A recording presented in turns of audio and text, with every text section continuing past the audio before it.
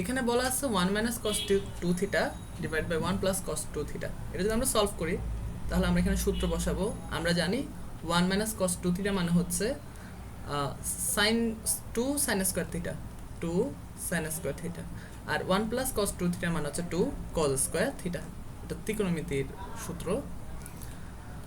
সমান এখানে 2 2 কাটা যাবে, আর এটা হবে 10 square theta d theta. 10 square থিটার কোনো সূত্র নাই, তাহলে আমরা লিখতে পারি এটাকে sec square theta minus 1 d theta.